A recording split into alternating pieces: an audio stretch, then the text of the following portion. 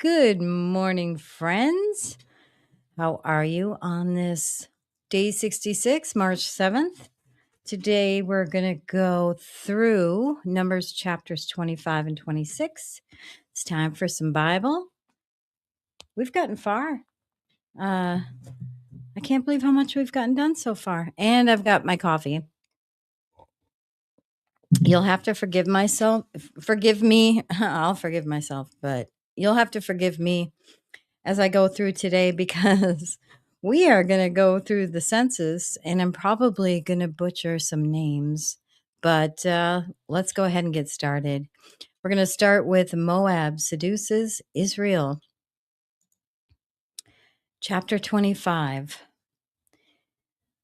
While Israel was staying in Shittim, the men began to indulge in sexual immorality with Moabite women who invited them to the sacrifices to their gods. The people ate the sacrificial meal and bowed down before these gods. So Israel yoked themselves to the Baal of Peor, and the Lord's anger burned against them.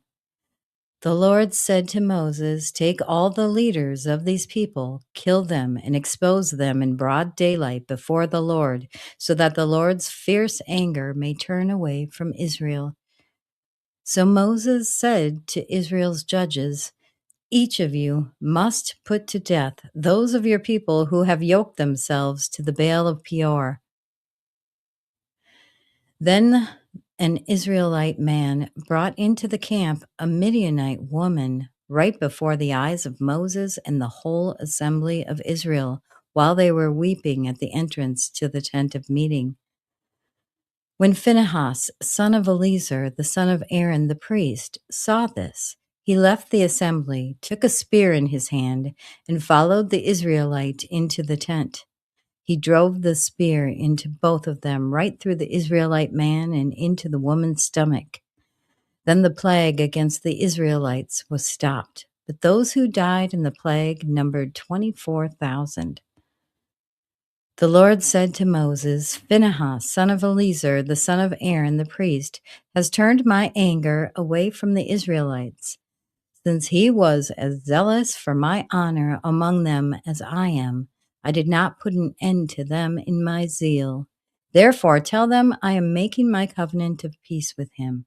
He and his descendants will have a covenant of a lasting priesthood, because he was zealous for the honor of his God and made atonement for the Israelites."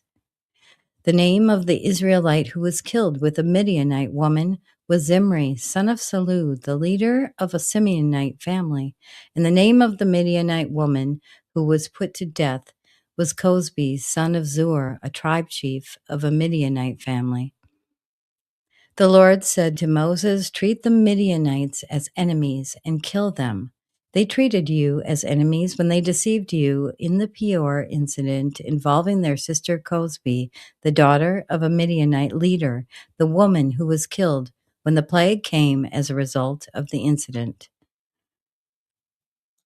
All right, next we're going to get into Israel's second census. We're going to go through all the tribes, the census, the Levites. And this is all in chapter 26. After the plague, the Lord said to Moses and Eleazar, son of Aaron the priest, "Take a census of the whole Israelite community by families, all those 20 years old or more who are able to serve in the army of Israel." So on the plains of Moab by the Jordan across from Jericho, Moses and Eleazar the priest spoke with them and said, "Take a census of the men 20 years old or more, as the Lord commanded Moses." Wish me luck on pronunciation. Here we go. These were the Israelites who came out of Egypt. The descendants of Reuben, the firstborn son of Israel, were through Hanok, the Hanokite clan, through Palu, the Paluite clan, through Hezron, the Hezronite clan, through Carmi, the Carmite clan. These were the clans of Reuben. Those numbered were 43,730. The son of Palu was Eliab, and the sons of Eliab were Nemuel, Dathan, and Abiram. The same Dathan and Abiram were the community officials who rebelled against Moses and Aaron, and were among the Korah's followers when they rebelled against the Lord. The earth opened its mouth and swallowed them along with Korah, whose followers died when the fire devoured the 250 men, as they served as a warning sign. They served as a warning sign. The line of Korah, however, did not die out. The descendants of Simeon by their clans were, through Nemuel, the Nemulite clan, through Jamin, the Jaminite clan, through Jachin, the Jachinite clan, through Zerah, the Zerahite clan, through Shaul, the Shaulite clan. These were the clans of Simeon. Those numbered were 22,200. The descendants of Gad by their clans were, through Zephon, the Zephonite clan, through Haggi, the Haggite clan, through Shuni, the Shunite clan, through Ozni, the Oznite clan, through Eri, the Erite clan, through Erodi, the Erodite clan, through Areli, the Arelite clan. These were the clans of Gad. Those numbered were 40,500. Er and Onan were sons of Judah, but they died in Canaan. The descendants of Judah by their clans were, through Shelah, the Shelonite clan, through Perez, the Perizzite clan, through Zerah, the Zerahite clan. Through the descendants of Perez were through Hezron, the Hezronite clan, through Hamul, the Hemulite clan. These were the clans of Judah. Those numbered were 76,500. The descendants of Issachar by their clans were, through Tola, the Tolaite clan, through Pua, the Puite clan, through Jashub, the Jashubite clan, through Shimron, the Shimronite clan. These were the clans of Issachar. Those numbered were 64,300.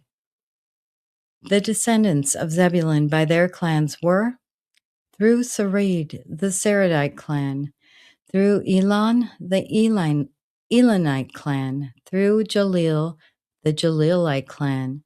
These were the clans of Zebulun. Those numbered were 60,500. The descendants of Joseph by their clans through Manasseh and Ephraim were, the descendants of Manasseh through Machir, the Machirite clan. Machir was the father of Gilead. Through Gilead, the Gileadite clan. These were the descendants of Gilead. Through Iezer, the Iezerite clan. Through Helek, the Helekite clan. Through Asriel, the Asrielite clan. Through Shechem, the Shechemite clan. Through Shemida, the Shemidite clan. Through Hefer, the Heferite clan. Zelophehad, son of Hefer, had no sons. He had only daughters, those whose names were Mala, Noah, Hoglah, Milcah, and Tirzah. These were the clans of Manasseh. Those numbered were 52,700. These were the descendants of Ephraim by their clans. Through Shethulah, the Shethuelite clan. Through Becher, the Becherite clan. Through Tahan, the Tahanite clan. These were the descendants of Shethulah. Through Eran, the Eranite clan. These were the clans of Ephraim. Those numbered were 32,500. These were the descendants of Joseph by their clans.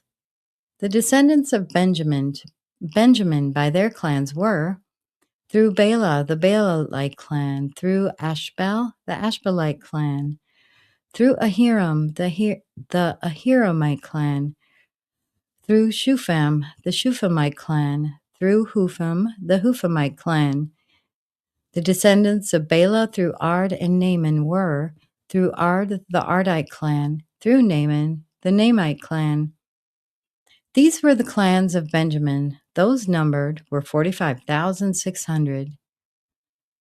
These were the descendants of Dan by their clans, through Shuham, the Shuhamite clan, These were the clans of Dan. All of them were Shuhamite clans, and those numbered were 64,400. The descendants of Asher by their clans were, through Imnah, the Imnite clan, through Ishvi, the Ishvite clan, through Beriah, the Berite clan, through the descendants of Beriah, through Heber, the Heberite clan, through Melchiel, the Melchielite clan. Asher had a daughter named Sarah. These were the clans of Asher, and those numbered were 53,400. The descendants of Naphtali by their clans were, through Jasil, the Jasilite clan, through Guni, the Gunite clan, through Jezer, the Jezerite clan, through Shillem, the Shillemite clan.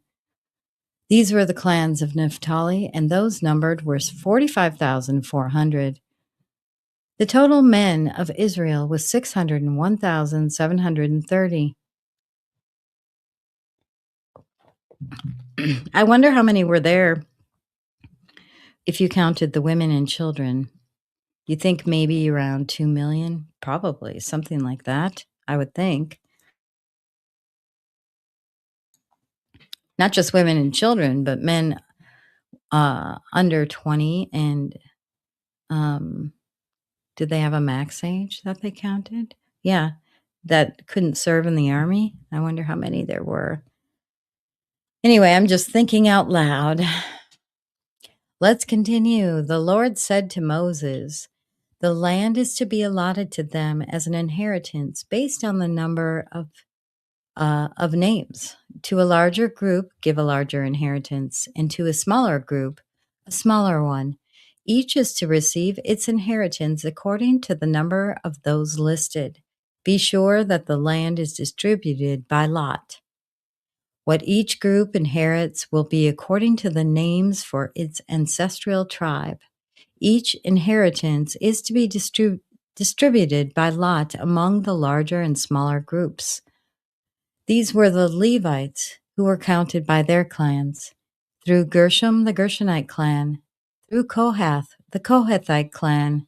Through Merari, the Merarite clan.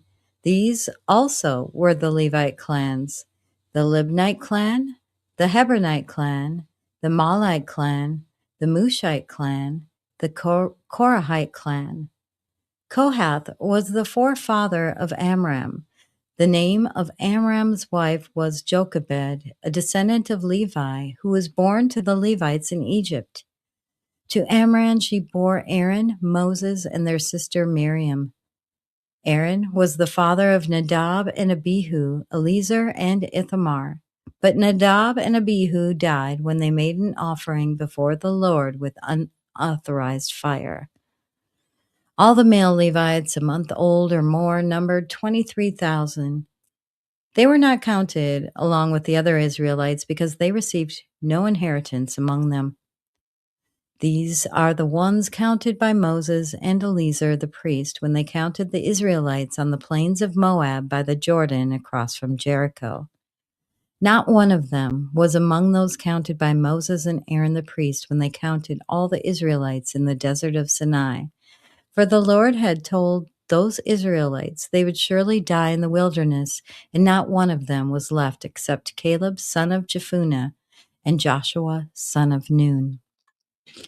And that concludes today's reading for day 66. Thank you so much for joining. Please be sure to like and subscribe if you haven't already, and we will see you tomorrow for day 67. Have a fabulous and blessed day.